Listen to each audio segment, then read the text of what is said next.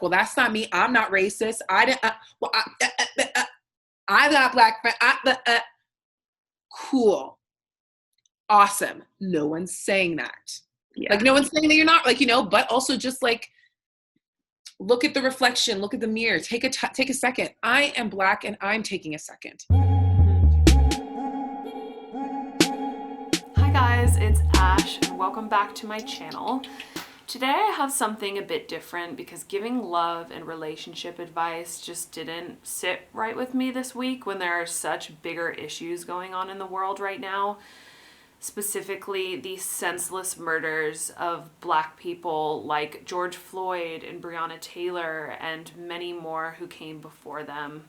And as a white person who benefits from the privilege that being so provides, it is our responsibility, it is my responsibility to prioritize conversations about race.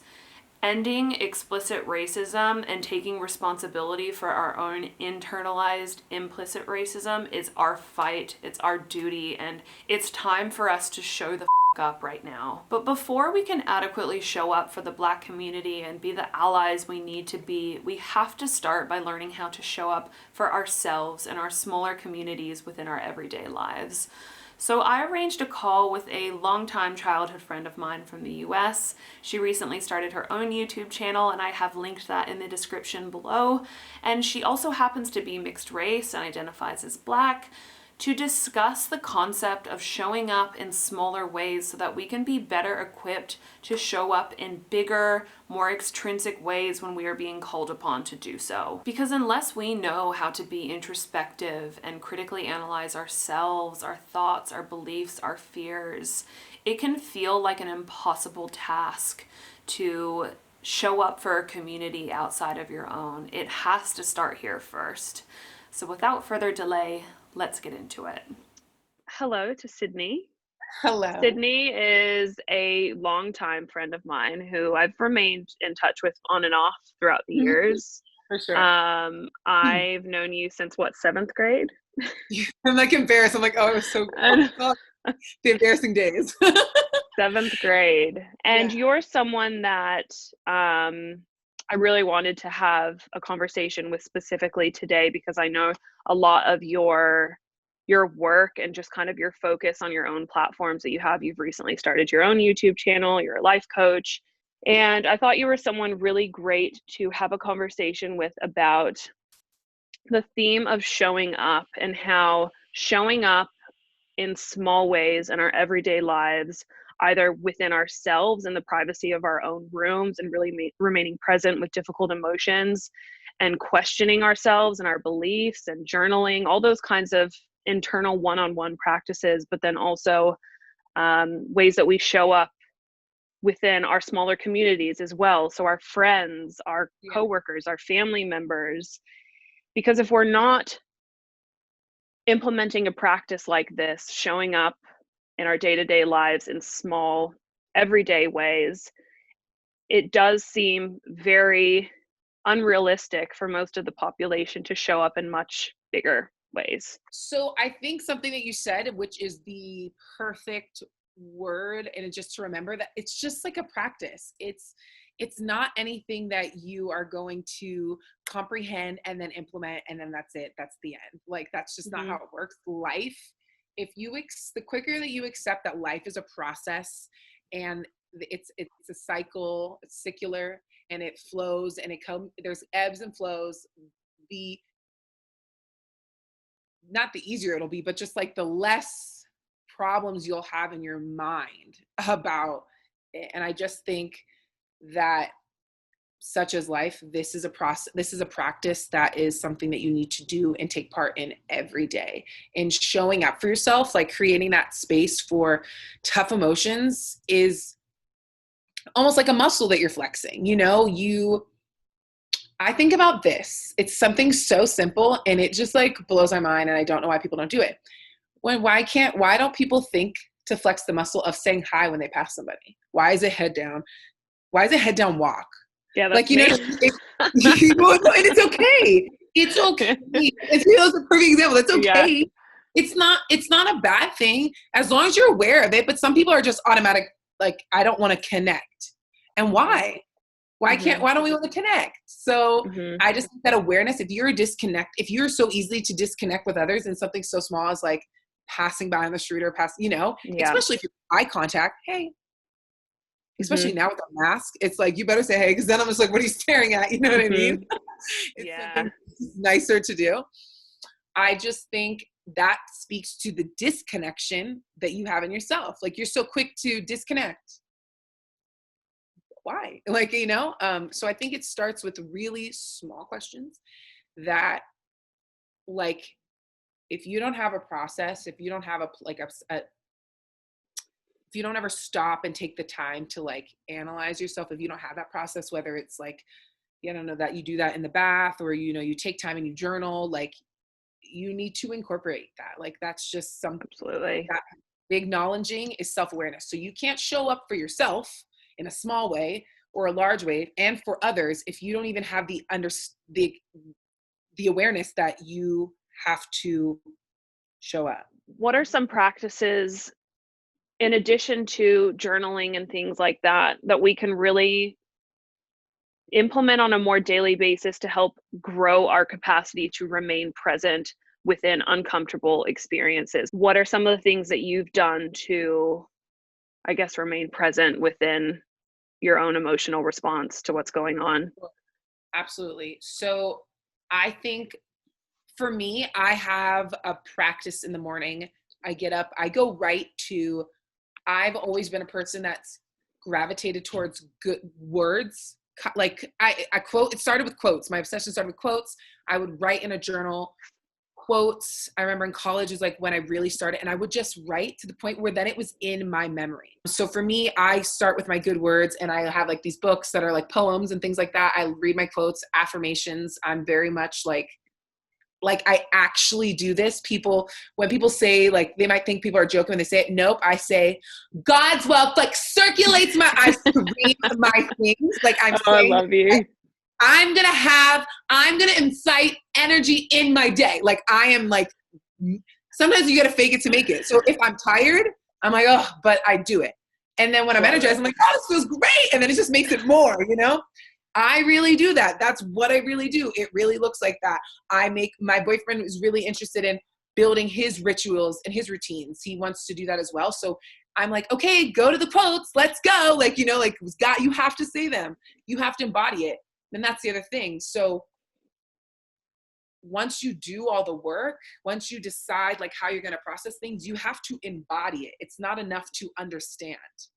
I know it's something my sister mentioned, and we both follow Michael Beckwith. If you're looking for mentors and people to listen to, he is such a great spiritual guide, and he just speaks on some matters that are simple, like love and the opposite, that is fear, and all that derives from that. And I just think most people know, you have a knowing. We are smarter and deeper than our minds.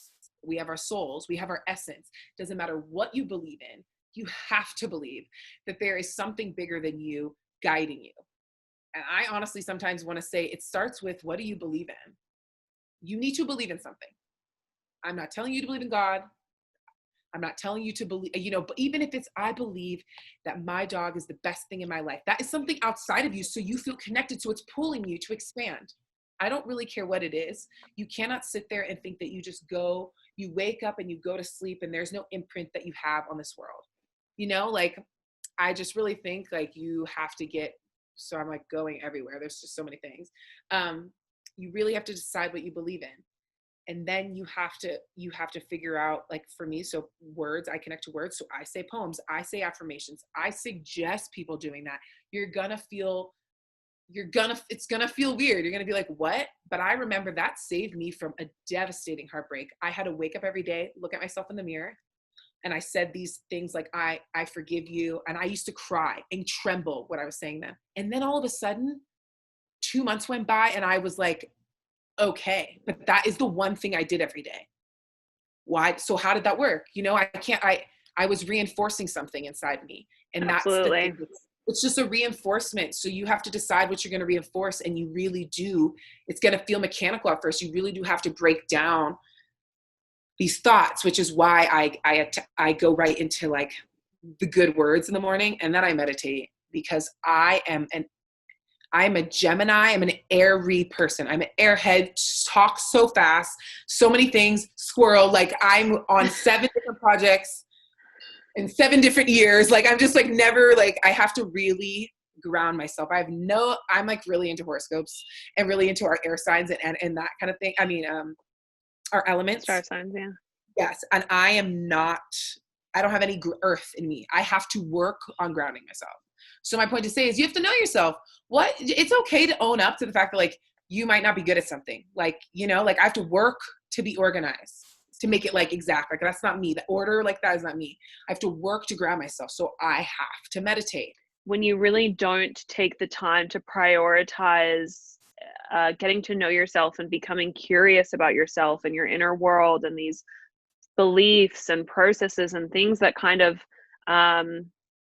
do lie very much below the surface, but have everything to do with how you operate in the world, and don't prioritize creating that safe space to come home to yourself. And I think you touched on that just before as well. How on earth are you going to step outside of yourself and have these really confronting, difficult conversations with even just family members and friends when you don't even feel safe here first? You know, it's like, exactly. And it starts with you. Why don't you feel like you need to feel safe here? It all starts from here.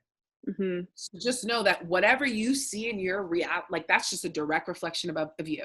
It's it's just direct reflection. And too many people are just wanting to pass the buck. Well, that's not me. I'm not racist. I got black friends. Cool. Awesome. No one's saying that. yeah. Like no one's saying that you're not, like, you know, but also just like, look at the reflection, look at the mirror, take a second. I am Black and I'm taking a second. Do you know what I mean? How can I be better? How can I be better? How can I use my big fat voice mouth? Like, you know, like how can I use it? Like, where do I need to challenge I have this. It's really funny that this is happening because I've been challenging for a minute now, but like my mother's side of the family, you know, like not my mom is really great, but I have to challenge them. Challenge to the like, and it's sometimes rewiring minds. And if you feel like it's also getting into a place for you that it's unhealthy, then set a boundary, because it's also, that's another thing for any Black people that are listening and watching, and just for for the white community to recognize, it's not hard. I can't heal me, grow me, and heal you, and then heal you, and how do you do it? Okay, well, let me tell you, I just told her. That's just exhausting. Absolutely. You know, just like you can't ask all that of a friend too, you know, take away whatever we're talking about. But anyway. And the issue is, you know, at the end of the day, not to jump ship or anything, but at the end of the day, these are issues that this is a white community problem. These are white people acting in violence and systematically oppressing another community. You know, does that mean that every single white person is, but at the same time, we must take responsibility for our own communities, you know? And it's like Black people educating white people on these problems, that's not them taking responsibility for their own community. That's cleaning up our mess that we as a community as a whole are responsible for. And if every single person could pause and do that and turn inwards towards themselves, if every single white person did that, I can guarantee you we could all find ways that we can be more honest with ourselves about ways that we've either been neutral or actively contributed to keeping another group down. We could all find ways that we could be better. It's not about blaming individuals. It's about taking responsibility as a whole community and then doing better as individuals. Exactly. And I think, yeah, that has to start even with those day-to-day ways of taking a genuine interest and curiosity within yourself. We have Mhm. to learn how to stick by ourselves when we're feeling these really shameful, sticky, difficult emotions. And if our immediate response is to flee that experience and distract ourselves and pick up our phone and or watch a show or whatever, it's like that's kind of a glaringly obvious sign that we're not doing what we should be doing at home within ourselves first. Absolutely. It's something that you Um, said about like distracting and picking up our phones. That's another thing. We are in an age where Brene Brown says we are the most like medicated, obese Americans. Like, Americans are the most medicated, obese, like I don't want to say like we grab all the substances and we numb mhm, hardcore. mhm, And for me as a health coach, like what started that for me was like I just wanted to be healthy and like pure like mind, body, and soul. And you know what that means?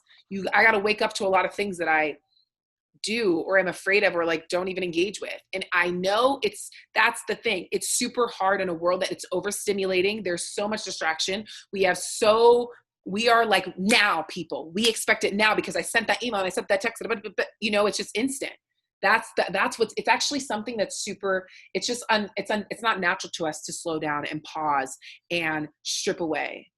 It's not going to be instant. That's what's going to be weird about it. It's going to take some time, and you have to like let go of the numbing tools too. mhm. And what's interesting about a lot of these numbing tools is as much as education But is important, and that's a big element of this, especially, for me and for the rest of the white community, is that education now more than ever is really important. Like you said, it is not the responsibility of the Black community to continue exerting energy that should be conserved for trying to stay alive and protect themselves. You know what I mean? yeah, To educate us. But in the same, and absolutely, we need to be taking that responsibility ourselves and that initiative to educate ourselves on things that we just quite frankly have been blind to for hundreds of years. mm-hmm. Um, but at the same time, education in itself, which can come in the form of social media, especially, if you're like me, who's in the last 2 days, I've followed so many, um, it's It's ridiculous. real. My God. It's like I've followed like 50 people 50, activists and Yeah. Black authors and um, all these different, and that's great. Right, I amazing. love reading this stuff and educating myself, and I'm being exposed to concepts and trains, and it's embarrassing, to be honest, that a lot of these things I'm hearing about for the first time. Mm. And that's great, but that in itself can become an addiction. And there is a point where education can become a numbing tool in itself. And this is something that I dealt with a lot when I was diagnosed with OCD, Mm. is that every single time I was experiencing like really bad impulses or triggers, it would be my default method to go and like watch a YouTube video on someone I greatly admire and who is like a really profound leader in that particular field, to reassure me. And I could spend that hour more or less kind of still escaping myself to be educated by someone else. And there's Right. a certain point where you have to know when to draw the line of when education is crossing that boundary of bettering and improving and educating yourself, and actually just avoiding your inner experience even more. Because for that hour, I wasn't actually having to tune in onto what was going on in my body and the tightness in my chest and the ruminating thoughts. And I was not actually having to be present with myself at all. And that in itself became an addiction. And that's what I think a lot of us do with social media. And for the past couple of days, I've just scrolled and watched more content and more videos, which have made me angry, and more speeches, and listened to all these like Sean King's podcasts and Right. all these different things, which again is great because education is an important part of this. But it's also about knowing when to pause and really tune in to the discomfort. Um, because that in of itself can just become another way of numbing, you know. It's so true. I've realized, like, I'm like, I have to do a major break. I have a major break coming up because I've has been able to catch up with my emotions. I've had moments of bouts of it, but yeah, I sometimes my words like escape me because I just haven't sat with them. Like, Me and too. it's like, shoot. Yeah, like, you know, and that's huge. That's, even hearing you say that, I'm like reminded that it's just got to be like, at some point you got to cut it off. Let's talk about when you've done the work and you're ready to have a conversation with people and how to handle that. Like, you know, like for me, I was saying to you before, like, my mom is beautiful. I love my mom. My life, I owe her everything. I swear. She's just brilliant. But this weekend, these past couple of days, I posted, I was upset. I was crying. I can honestly say, and this is where I have to unpack some of, it's not lost on me that I'm privileged. I'm lighter. That's a whole other thing. I've never felt scared before. And this weekend, or on Thursday, I guess, I went out and it hit me. It was a flash. Like, and I noticed. I saw your video. Yeah, I know those thoughts. I know when fear comes in and I can like recognize it, you know? And I was like, oh my gosh, I thought that. I thought I was going to not be safe out here. Like, who are my friends, who are not? Like, that was genuinely the vibe. And I was like, can we keep walking? And then I just realized that was sitting with me. I went outside because I didn't like something that was on the TV. And I was like, oh, this is gross. I'm going to go outside. And I didn't even know what was going to come out. I didn't know that I was feeling it. I wasn't like going to engage with it, I guess, you know, or I was going to wait a second. And then I started crying and I was like, wow. And I shared, we need to heal ourselves. You know, I did not realize that I was going to be scared. Anyway, I was speaking. My mom saw it. I know she did because social media, we can see. So I was like, and you know, I called her the next day and we kept it light. We didn't talk about anything. And for me, I was kind of just going to see if she said anything. I was like, you know, I was like, oh yeah, I had a rough day yesterday, like in at a certain point. And she was like, yeah, I know. And then, you know, that was it. And that was it. And for me, like, I talk to my mom about everything. And what I do know, and this is what I'm getting at, is, you know, if you are ready to have an uncomfortable conversation or a conversation and it may get uncomfortable, why it's uncomfortable for some people is because they don't handle emotions well. This really boils down to that. It can disconnect from themselves as well. Like, you know, like I know, that's what I was saying. And for my mom, my sister and I know this. So we approach things. I have to speak a certain way. Like, Mom, I want you to know, I noticed this thing, like it has nothing to do with race. Like I'm talking about something else. And I'm just like, and Sure. I want you to know that I'm not judging you. Like I have to, because I know. You have to really front load the conversation to go in it. Yeah. Talking to my mom is she's very strong outwardly, but she's very, she feels her emotions deep. So some of it for me, I know why she's hiding away is because it's killing her that her daughter is feeling those pain, that pain. It's not like she doesn't, she married a black man. You know what I mean? Like my mom has been the only white person at the black parties and loves it. You know what I mean? My mom enriches in culture. She loves history. So for me, I know it's not any of that. It's the pain that she doesn't want to like engage into that will break her soul, that maybe sometimes why we don't talk about things as her being the only parent alive. Absolutely. Is like, my kids suffer out there. Like she didn't want me to be an actress because she's like, I don't want you to get rejected. Like, you know what I mean? Like she was like, so I know that. And I guess, you know, I encourage you just to like know who you're talking to and come to the conversations with love. Come to the conversation with, you know, assume like, you know, you're talking to yourself, like compassion. It doesn't have to be aggression, even if you know that they haven't gotten it before. You know what I like to do? Assume the person's going to change this time. Why are you going to assume a reality that you've already had? I think that will help conversations. I think that will let your guard down. Everybody's going to come up walling, and it's defense. It's the armor that Brene Brown talks about. It's just like, you know, we just like shielding. We puff up. It's a tendency, but once you know you've ignited it, release it, because the conversations will go better if we have them. And I just wish, like, my mom, for this week, I was just like, I wish you know, that's where I'm like, Mommy, you'd have to set aside your pain to engage with us, check in. That's where she faulted for me. But that's a conversation. We have to have it. So we haven't had it yet. We're going to have to have it. And it's not always fun, but every time, I swear, if you come with love, compassion, putting the armor down, and maybe if they're at a place where they have no understanding, don't get them to understanding of why aren't you out there? Baby steps, you know what I mean?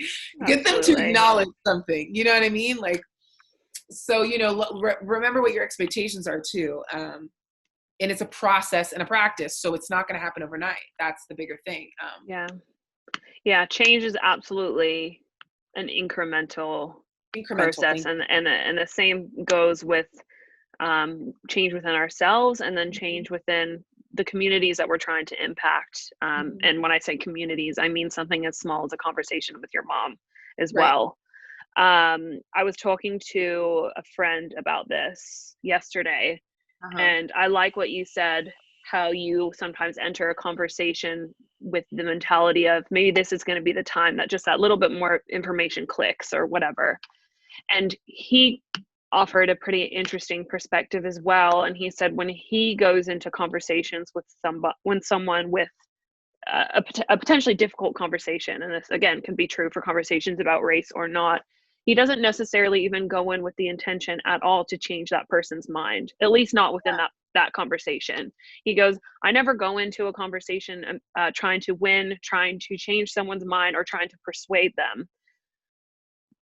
And when you go in with that not being the intention, it completely changes the tone of the conversation. It allows you to come in with a level of gentleness and softness, a lack of defensiveness, because when you feel your message isn't being received or the person's not getting it, we get frustrated, and then we harden up as well. So I thought that was really interesting that he says that that's like an active mentality that he goes into difficult conversations with people with, is not necessarily to change their mind, but just to open up a dialogue. And he also specified that if it's a conversation that's happening amongst a group, say it's not just one-on-one, but there's other people part of the conversation, or even other people that are watching, he goes, there is always a silent impact on the onlookers of those conversations as well, if it's verbal or digital. And you don't know how profound you approaching a difficult conversation like that in such a gentle, soft way. You don't know how profound of an impact that could potentially have on even one of those onlookers of that conversation. And the fact that you're giving people something to just go away and think about and chew on themselves a little bit more should be enough. 100%. Which I really liked, that's something that he said he consciously goes into those conversations with. I love that. Yeah, and I think that's an approach that I will have to take with my friends and my family. It's not necessarily about making a point or winning, I guess, but just starting somewhere with a dialogue and worrying less about the end outcome of that dialogue. It's not necessarily about changing someone's mind, at least not in that particular conversation. Right. But I need to use some of those, because sometimes I'm like, you're gonna understand. Yeah. you're gonna know. Me. I can stop it too. I think it comes down to values and standards. I feel like I swear when I was a manager at this restaurant, they were done with me. But I was just like, we have a high standard, like my team, they were like, they just wanted to like be lazy. You can't be lazy here. Not while I'm in charge. Do you know what I mean? Rise to the occasion. It's not that much. Put on a smile on your face, like in terms of restaurants, but like for the communities, like it's like, are you going to when you see somebody throw something on like trash on the ground, do you get that? Or like the people that are like, hey, pick that up, or hey, that's not, it's like, hello, hold the standard. It seems silly that that's my example, but So true. Each way you chip at the standard, the bar gets lower.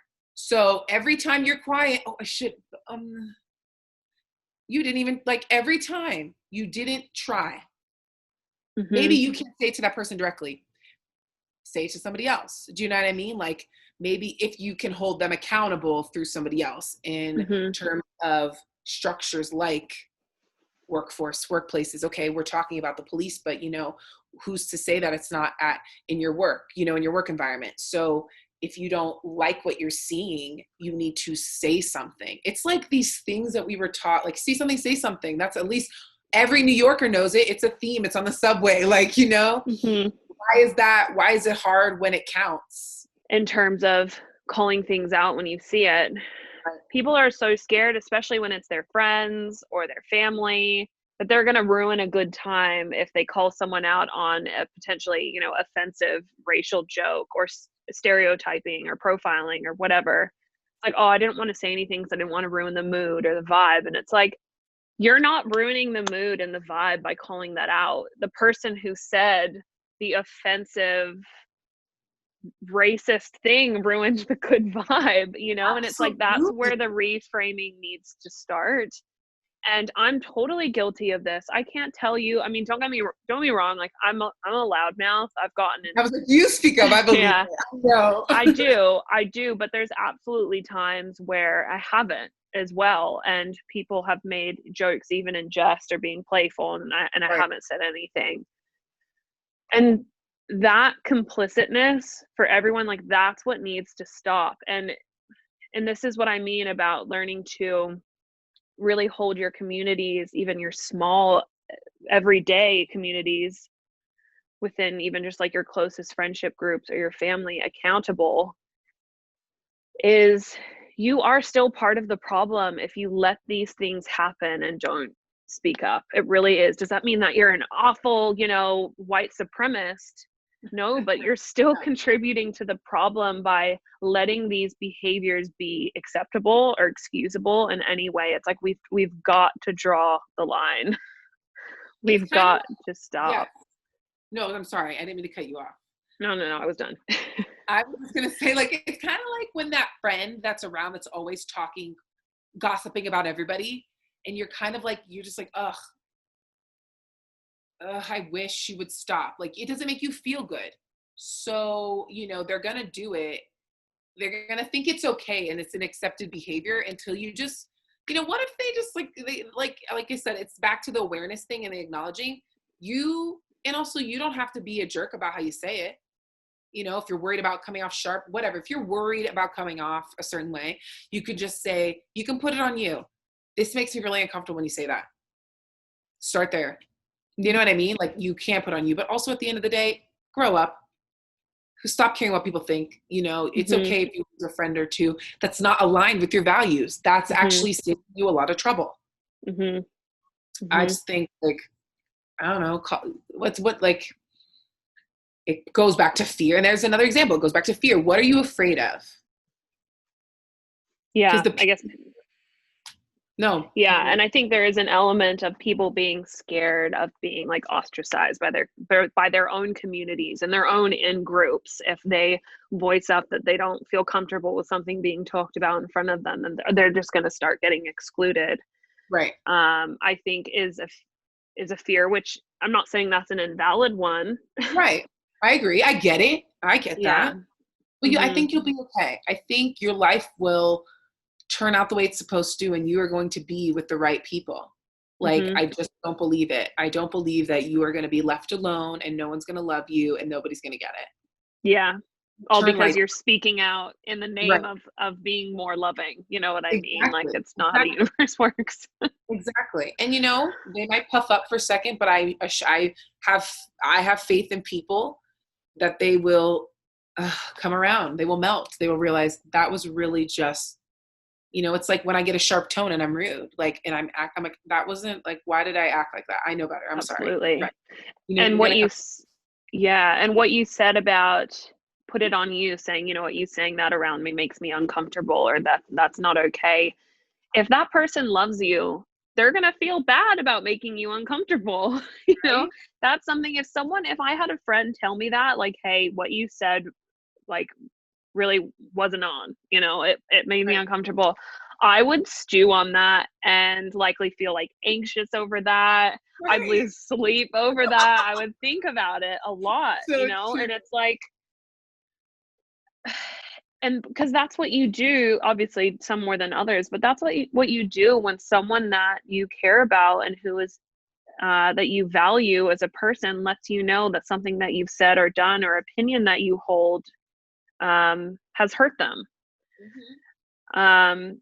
And if they're not taking that as an opportunity to really sit with and think about the fact that they've made you uncomfortable or hurt you in some way, then why the do you want to maintain a relationship with that person anyway? Even I if think it's a the family women. member, Exactly. Exactly. That's where it comes down to boundaries too. You can Absolutely. love people from afar. You can miss them from like a lot can Mhm. happen with you can do that. And it, Mhm. there's this like quote I love. It's like there's a trick to the graceful exit. It's not denying, essentially not denying what you had, like denying its value. So if something does need to have an end or have a boundary, doesn't negate what was. It's just what is now and what's best for now. Mhm. Change is made in the small incremental steps that we take, Mhm. Um, I think that if you feel like you are at a space where you have created the capacity to show up and you are ready to take action, the actions that you take are donating. The actions that you take are reaching out to your Black friends and saying, like, what do you need from me? Not what can I do, but what do you need from me? How are you? Checking in on their feelings, especially if they're close to you. Things like, did I say donating? Yes. Okay, great. We'll But donate you again. can say it twice. Donate again. And, like read up on, read books, like expand your vernacular. Like there's just, you never can stop learning on that. And maybe you don't feel, maybe there's something inside that you don't want to be out in the front line. I can respect that. But, do what you can maybe to support the people that are out there. You know what I mean? I think, Absolutely. doing as much in little actions doesn't have to be so like what you are going to say is going to change the world. It doesn't have to be like that. Like take the Mhm. pressure off. Like it's not, doesn't have to be that. Sometimes I think people think like they need to have those words so heavy like that. Mhm. It's not that. It can And be as acknowledge simple as just letting your friends know where you stand on this. exactly that. Um, and the silence that a lot of people Right. are all of a sudden practicing. I didn't know you could be so quiet. I didn't know some of them could be so quiet. Yeah, in this moment, sets the tone within your own inner communities. Like just seeing someone be outspoken about their position and wanting to be an ally in whatever way that they know how is so powerful to within your own inner circle. Right. Um, which is why it's all the more important for those with bigger platforms to be even more so Right. outspoken and vocal about this issue. But even within, no matter how small of a platform you have, even just making it clear that this is important to you speaks volumes. And That's it. not saying anything also speaks volumes. We heard what you said when you said nothing. Okay. Thank you so much for having a chat. It was so good to connect with you. And even if this, we'll see what the end product of this ends up looking like. I hope it's as cohesive as possible. But even if it's not, that's what these conversations for so many of us are going to look like. They're going to be a little bit convoluted and messy, but the whole point is that they need to take place.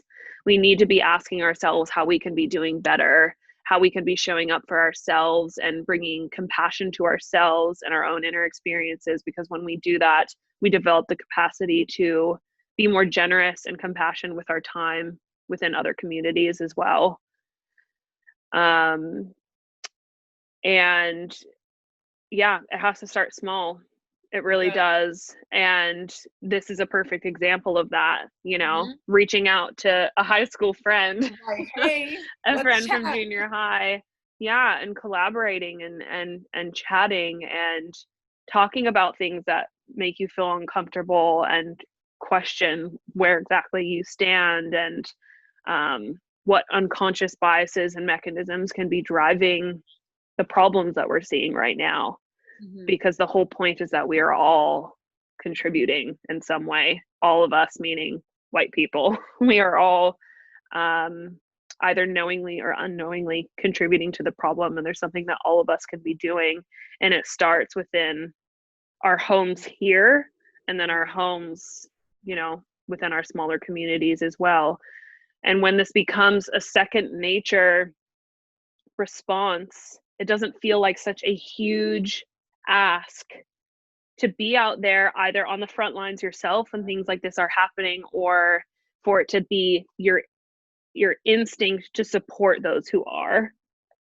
And that's the problem, is that this is not second nature for a privileged white community to do that right now, because for so long these issues have not affected us.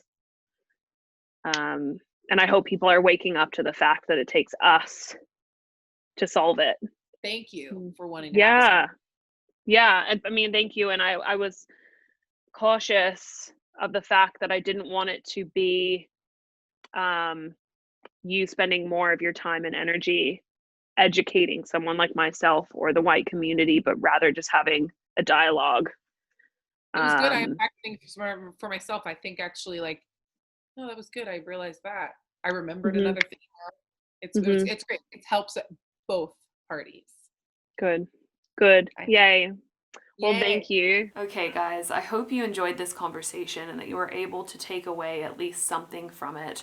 But if anything, I want to encourage my white audience to stop being helpless. We have to prioritize building our capacity to show up for other communities, especially when we, as the white community, are responsible for these problems in the first place. If you are taking a back seat right now because you have the privilege of being able to do so, wake up, step up, show up, check your privilege, start having conversations, donate. I will be leaving a few different links to different organizations that you can consider donating to in the description down below.